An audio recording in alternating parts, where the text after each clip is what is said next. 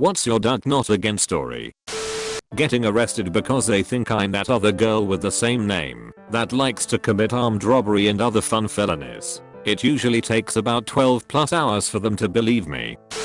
For some reason, my cousin seems to have a disposition for falling off cliffs without getting seriously injured. When he was 8, he rolled down a 100-foot slope and barely avoided being dumped into a huge raging river.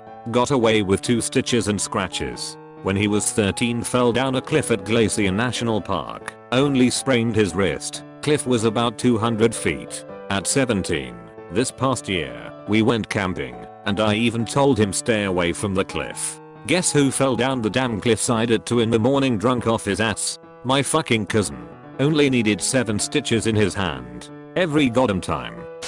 Well, the past 10 girls I've been interested in have all been lesbians. At this point I'm almost afraid I'll fall for a straight girl and break my streak.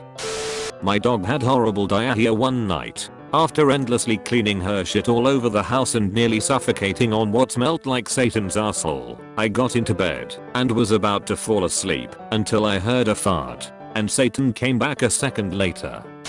Return from funeral. Designated bad news, family member calls again. I work in an aged care facility which also houses quite a few residents with dementia. When I first started I was not expecting the sights I would encounter. My first day was a gradual introduction to the processes of this facility. When I say gradual, I actually mean I was mopping shit-filled rooms for 6 hours. Of course the alternative was trying to reason with someone who had just smeared shit on the walls. Then I came back the next day. It became obvious that this was regular occurrence. Fuck, not again was honestly muttered more than once. And even though I've been here 2 years, I keep finding myself saying fuck, not again. Every morning. Witnessed a Marine MP who I worked with shoot himself in the head in the bathroom at work, and was the first and only person to respond until I called for help. We kept him alive until the medevac helo showed up, but he died on the way to the hospital unfortunately. It would have been better if the shot would have just killed him right off the bat. Poor guy. Watched a dirt bike with 2 guys not wearing protective gear smash into a tree at about 40 miles per hour in a national park. No idea where they came from, but it happened about 50 yards ahead of me. They just came tearing through the intersection I was approaching. Driver's entire right half looked like black pudding. Ended up having to keep him sitting down because he was in shock and kept wanting to walk home. The passenger was dazed but unhurt because his buddy's body acted like a cushion, and we was just pushed back onto the ground when they hit the tree. He was in shock too, and the first thing he asked for was a ride. And did you call the cops? I said I called whoever shows up, which is awesome because it was a federal park and park police do not fuck around. He kept repeating that they had to go now until I shut him up and showed him the condition his buddy was in. Found a girl odd in the McDonald's parking lot near my house. She was wearing business attire and I suspected someone drugged her. She drove there somehow, found her because her car was sitting nearby with the door open. She lived. Watched a man roll his F-150 like a toy in an ice storm because he was passing me going too fast and lost control when he aggravatingly changed lanes in front of me and hit the slush on the white dotted lines. I guess I was going too slow for him. Turns out I got to pull him out of his overturned vehicle and resist the urge to call him a fucking idiot. I have a few other pictures of it, but I can't seem to find them at the moment. This one of them that I took of this incident after my buddy and I pulled the driver from the back driver's side window. Found an 85-plus-year-old lady wandering down a bypass with no idea what she was doing. Nobody else stopped for help until I did. Then we had a crowd. Saw another accident where an arsehole sped up really fast. When I pulled out, I hate that shit. I had a really open opportunity to pull out, and had he have been doing even 10 over the speed limit he still wouldn't have caught up to me. Instead he decided to redline because I had the audacity to pull out on him. He did a sudden violent lane change and rear-ended a car that was stopped to make a left turn. Fuck that guy. He suddenly got really I don't know what happened after the accident. Nobody was hurt thankfully. Now I work in law enforcement, forensic investigator, so I think I'm just a magnet for this shit. I don't know. The last few nights the same guy rang my doorbell at around 10:30 p.m. stood out in the rain with an umbrella, and stared at my door with an intense look. Hell no, I ain't answering that shit. Diseases caught from unsanitary food. I live in a third world country. Typhoid? Got it. Amoebic dysentery? Been there. Monthly diarrhea? Check. I've had to describe my shit so many times to doctors. I'm awesome at talking shit. Made mac and cheese. Poured the cheese packet content into boiled water. Drained said water. Trying to masturbate when I don't really feel like it, only to waste 1 to 2 hours which could have been used for sleep. Sent an email to a couple of the professors at my university, the main purpose of which was an attached file. Forgot to attach the file. Sent another email like, whoops, sorry everyone. Forgot to attach the file. Please find it attached here. Forgot to attach it again. This alone still makes me cringe. But as if this wasn't enough, a few months ago I started working with one of these professors as an assistant to a major conference he's organizing for next year. It was up to me to send out the call for papers email to the 300 plus people on our mailing list. Guess what happened? Again. Greatly enjoyed the sea of emails I immediately received about the mystery file that was never attached. Thank you for the gentle reminder that my life is a never-ending nightmare of incompetence. We know that you have aspirations to own your own business, so we are going to give you more responsibilities at work. What's that? More money? Well, no, we don't really have the resources for that. But as soon as event happens we can discuss moving you up to management.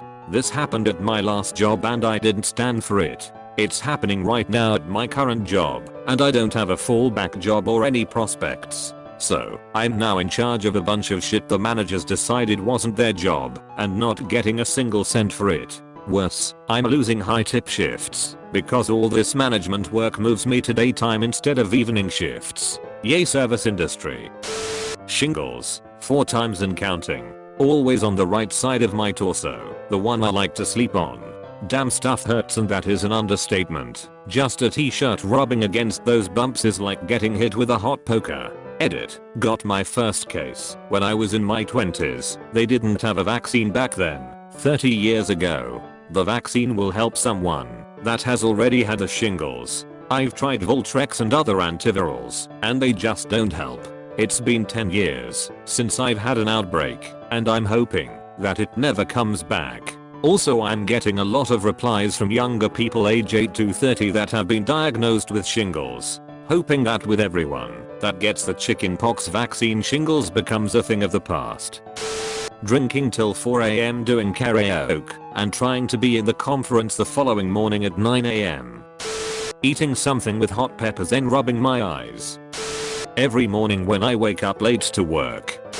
Acne. Oh my god. Thought I got over that a couple years ago until one day it decided to infest my face again. Fuck acne.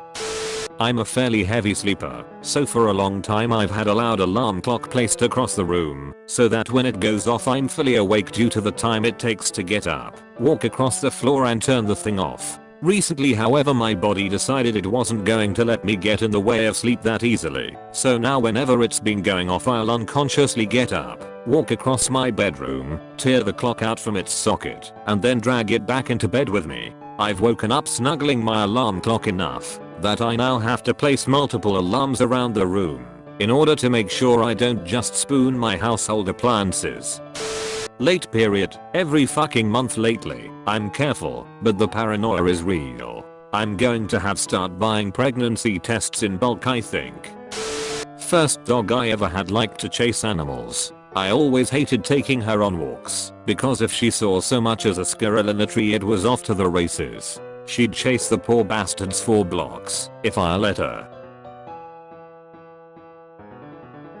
This was early summer. For those who may not know, in my area early summertime is prime time for geese to flock into the neighborhood in droves. Now, you have to understand that geese are some mean motherfuckers. You think honey badger don't give a shit? Try motherfucking geese. Anyway, we are walking down the cul-de-sac when dog spots a huge flock of the feathered hellspawn. Immediately she begins her pre-hunt ritual. Head is down, tail is wagging furiously. She has the I'm gonna fuck you up growl starting up in the back of her throat. I look up to see what she's growling at, and my life flashes before my eyes. Before I have time to finish thinking oh fuck, she goes tearing off after this flock, which scatters.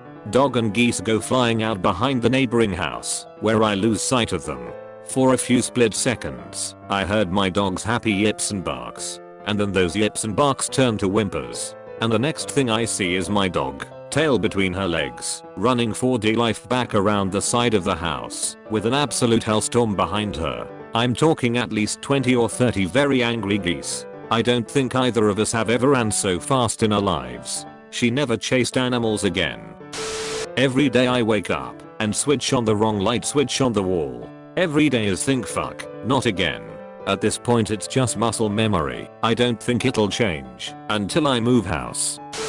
From when I was around 8 until my late teens, I would take such massive dumps that they would often clog toilets all on their own, without any toilet paper used. It could be the toilet in my house, in my grandparents' house, at school. No toilet was safe from my gargantuan shits. This happened probably 1 to 2 times a year. Whenever I had a really big one I would cross my fingers as I flushed and wait for the telltale sign of the water level rising uncontrollably. After I finished growing my bowel movements evened out, and my dumps are much more manageable, though still larger than a normal person's poop I wager. Every few days my friend must make sure I know all of his weird ass fetishes. Discovering my second wife's sexy pictures she sent to her boss, about 4 years after my first 10-year marriage ended after my first wife's affair.